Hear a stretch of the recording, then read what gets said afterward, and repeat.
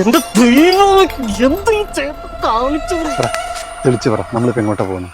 എടാ, എൻ്റെ കൂടെ വർക്ക് ചെയ്യുന്ന സംഗീതിൻ്റെ ചേട്ടൻ ഇന്ന് വെളുപ്പിനെ തൂങ്ങി. അവൻ്റെ ചേട്ടൻ തൂങ്ങി നിൽക്കുന്ന അവൻ നേരിട്ട് കണ്ടുകൊണ്ടാന്ന് തോന്നണു. അവൻ എന്തൊക്കെയോ പിച്ചും പേയും പറഞ്ഞ് നടക്കുവാന്ന് അറിഞ്ഞേ. എന്നോട് ആരും സംസാരിക്കൊന്നുമില്ല, എനിക്ക് ആരോടും സംസാരിക്കാനും പറ്റുന്നില്ല. ചില അനർത്ഥങ്ങളൊക്കെ കണ്ടുവെന്ന് വരാം. എല്ലാവരോടും ഒന്ന് കരുതി എന്നോളം പറയാ. അറിയാലോ, ദുർമരണാണ്. അവനെ ഒന്ന് പോയി കണ്ട് സമാധാനിപ്പിക്കണം, പോരണം, അത്രേ ഉള്ളൂ. എടാ, അതിന് പാതിരാത്രി തന്നെ പോകേണ്ട കാര്യമുണ്ടോ? എന്റെ പ്രവചനം അനുസരിച്ച് ഇവിടെ ഒരു ദുർമരണത്തിനുള്ള സാധ്യത ഞാൻ കാണുന്നു. എടാ, എനിക്ക് ഒന്നാമത് ഇങ്ങനത്തെ സ്ഥലത്ത് വരാൻ പേടിയാണ്. ഞാൻ പറഞ്ഞില്ലേ, നീ ഇങ്ങോട്ടാ വരുന്നെന്ന് പറഞ്ഞാൽ ഞാൻ ഈ വഴിക്കേ വരികയായിരുന്നു. ഇന്ന് പുറത്തുനിന്നുള്ള ആരെയും അനാവശ്യമായി അകത്തേക്ക് പ്രവേശിക്കാതിരിക്കുക.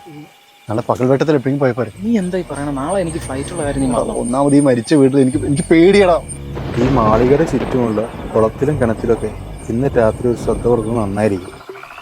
നേരെ കിട്ടി. നീ വരുന്നുണ്ടെങ്കിൽ വാ, ഞാൻ പോകുന്നു.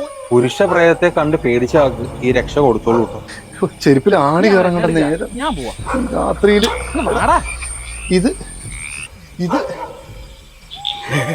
എടാ, നീ പറഞ്ഞ സംഗീതം ഇതല്ലടാ. ഞാൻ വെളുപ്പിന് വരാം. ഒരു പൂജാകർമ്മം കൂടി ബാക്കിയുണ്ട്.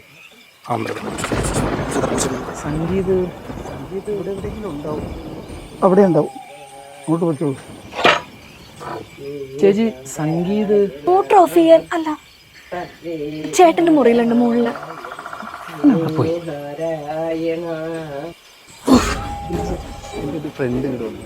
ഈ ഗോവണി കയറി പോയാൽ മതി. അവന്റെ കൂട്ടുകാരാന്നാ പറഞ്ഞ്. എന്റെ ഒറ്റയ്ക്കായിട്ട് ഇതിനോട് പോയി.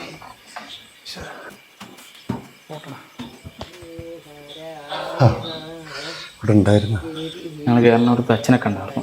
അച്ഛൻ പറഞ്ഞ ചടങ്ങുകളെല്ലാം കഴിഞ്ഞു. നീയൊക്കെ അല്ലേ ധൈര്യമായിട്ടിരിക്കണം. എനിക്ക് സമയത്തിന് വരാൻ പറ്റിയില്ല. നമുക്കറിയാലോ, നാളെ വരാം. ഇതല്ലേ ഞാൻ നേരത്തെ അവിടെ. അപ്പൊ അത് ഇത്